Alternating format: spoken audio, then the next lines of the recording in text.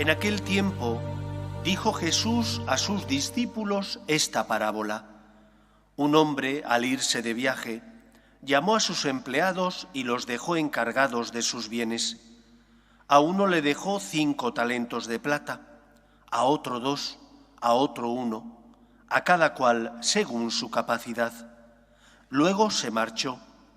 El que recibió 5 talentos fue enseguida a negociar con ellos y ganó otros 5.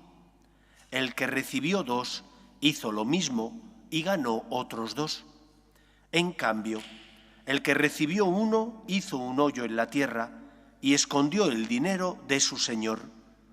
Al cabo de mucho tiempo volvió el señor de aquellos empleados y se puso a ajustar las cuentas con ellos. Se acercó el que había recibido 5 talentos y le presentó otros 5 diciendo: Señor, 5 talentos me dejaste, mira, he ganado otros 5. Su señor le dijo: Muy bien, eres un empleado fiel y cumplidor. Como has sido fiel en lo poco, te daré un cargo importante. Pasa al banquete de tu señor. Se acercó luego el que había recibido 2 talentos y dijo: Señor, 2 talentos me dejaste.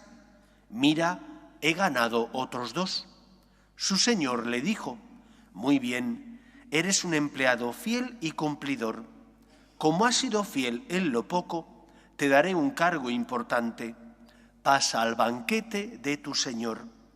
Finalmente se acercó el que había recibido 1 talento y dijo: Señor, sabía que eres exigente, que siegas donde no siembras y recoges donde no esparces. Tuve miedo y fui a esconder mi talento bajo tierra. Aquí tienes lo tuyo. El Señor le respondió: Eres un empleado negligente y holgazán, con que sabías que siego donde no siembro y recojo donde no esparzo. Pues debías haber puesto mi dinero en el banco, para que al volver yo pudiera recoger lo mío con los intereses. Quitadle el talento y dáselo al que tiene 10, porque al que tiene se le dará y le sobrará, pero al que no tiene se le quitará hasta lo que tiene. Y a ese empleado inútil echadle fuera, a las tinieblas, allí será el llanto y el rechinar de dientes. Palabra del Señor. Esta larga parábola nos habla en el fondo de cuál debería ser la actitud del cristiano con Dios, de cómo debería ser nuestra relación con Dios. Porque hay 2 siervos que hacen un buen uso de los talentos que han recibido, mientras que el tercer siervo hace muy mal uso de los dones que ha recibido de Dios. El primero y el segundo dieron fruto.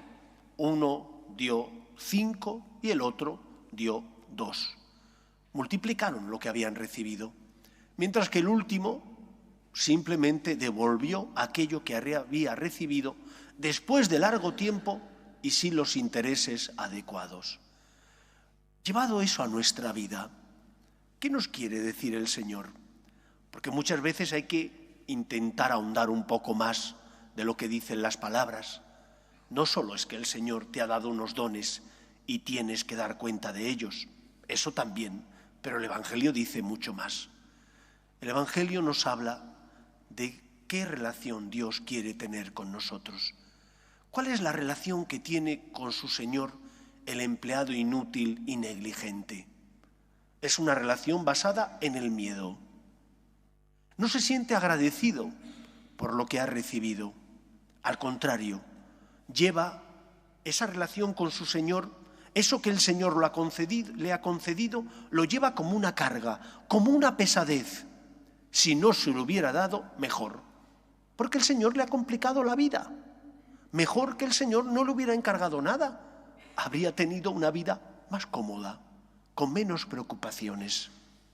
Esa es la vida de aquellos que, cuando se encuentran con Dios, muchas veces piensan: qué pesadez, tener fe me complica la vida.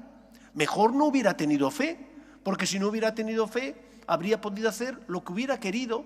No tengo conciencia, no distingo el bien del mal, no hay nadie por encima de mí que me diga esto está bien, lo otro está mal, puedo hacer lo que quiera.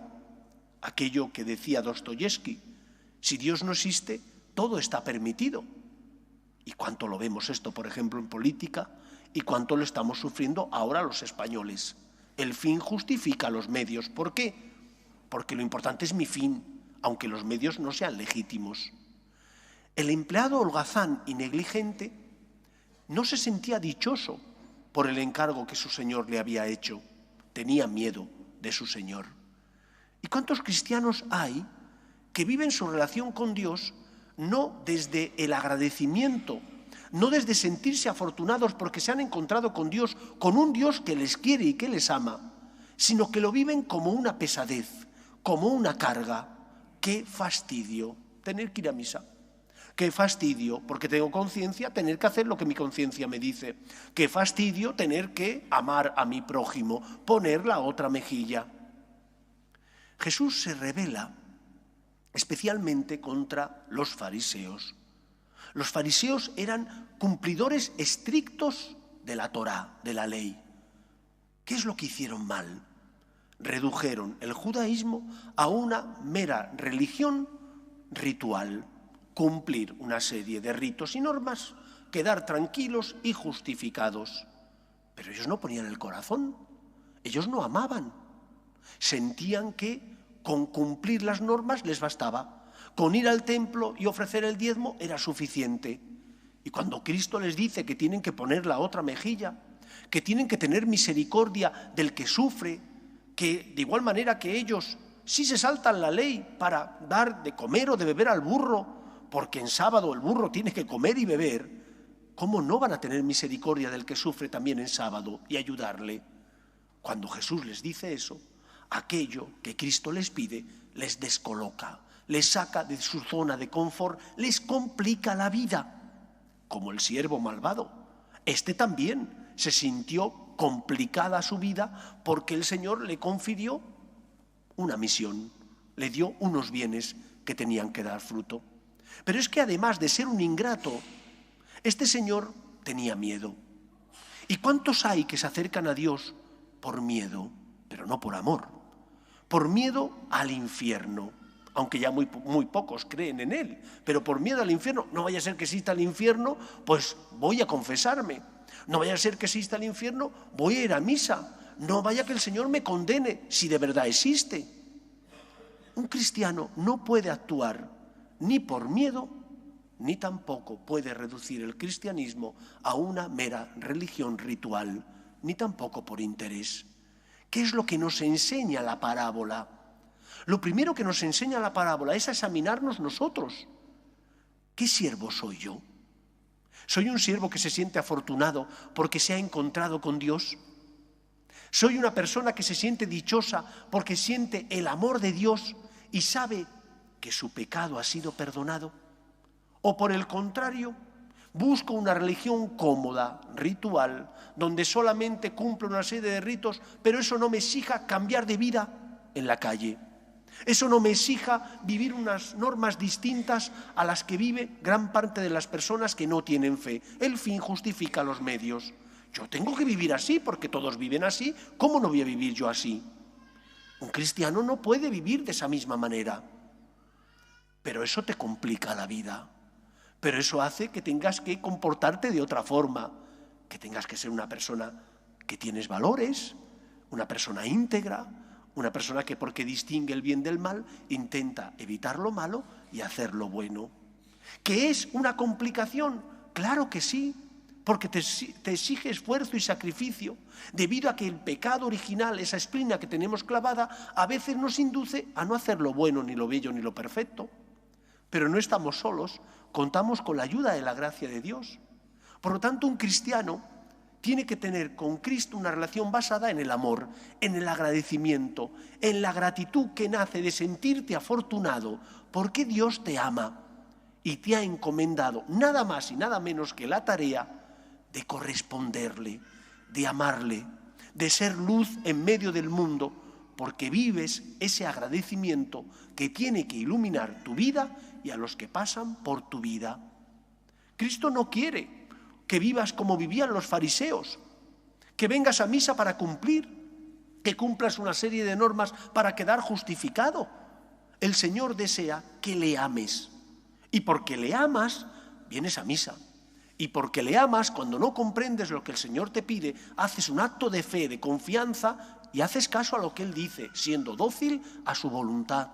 Y porque le amas, intentas vivir como Él te enseña, ayudando al que sufre, poniendo la otra mejilla, compartiendo tus bienes con los que pasan a tu lado y están necesitados y son el rostro vivo de Cristo.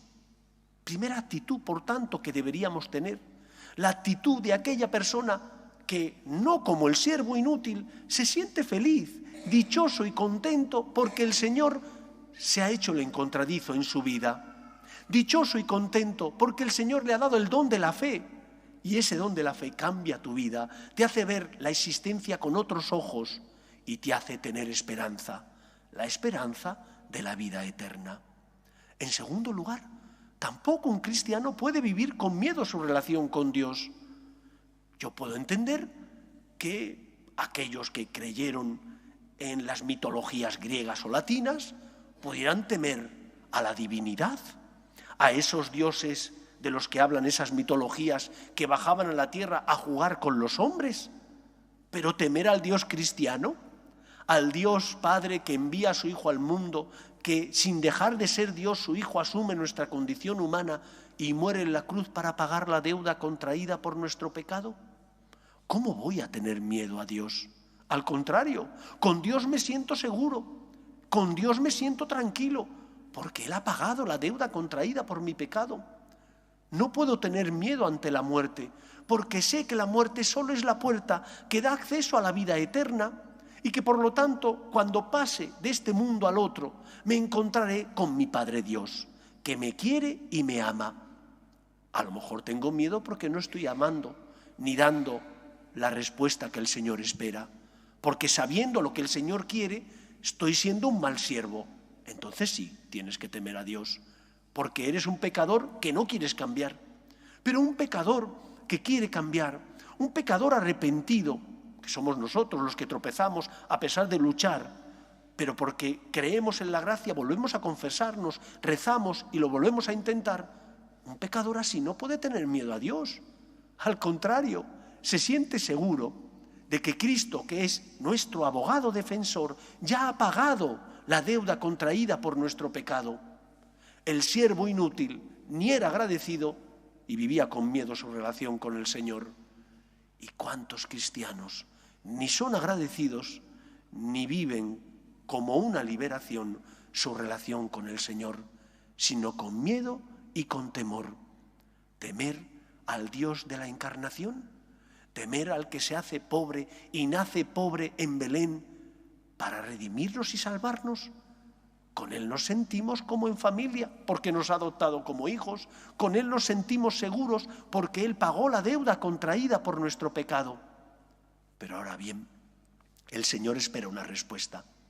Y esa respuesta es el amor, el agradecimiento. Y cuando uno ama, cuando uno se siente agradecido y quiere corresponder al Señor, entonces su vida da fruto.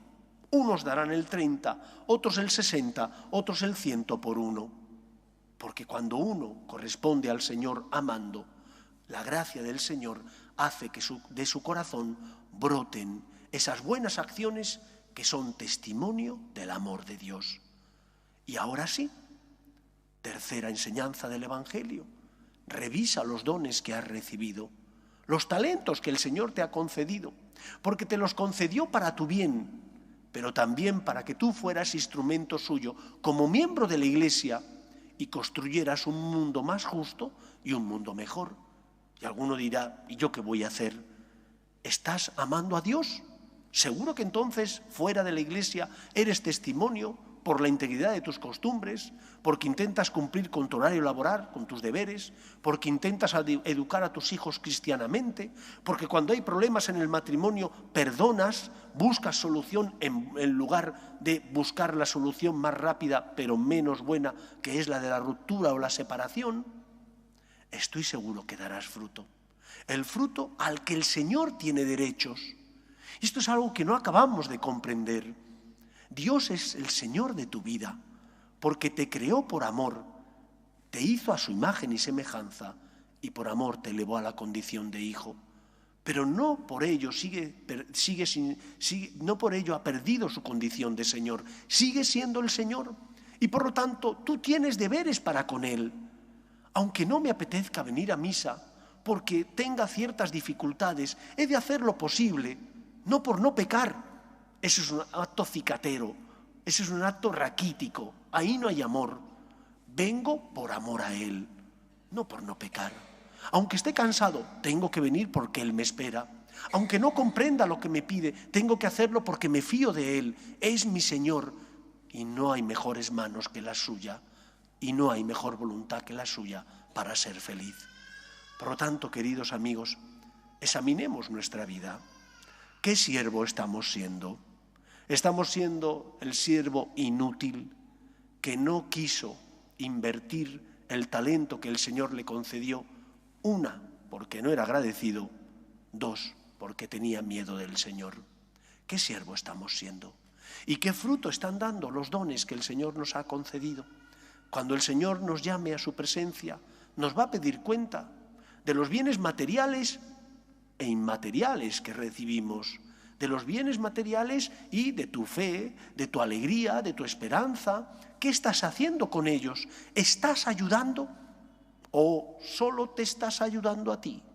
¿Estás viendo a Cristo que pasa a tu lado y le estás socorriendo en la imagen y presencia de los que sufren?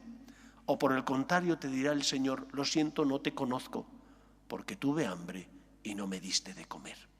Que el Señor encuentre en nosotros a esos siervos generosos y agradecidos que supieron invertir los talentos que Él les dio, no por miedo, sino por agradecimiento y por amor. Que sea así en nuestra vida. Nos ponemos en pie.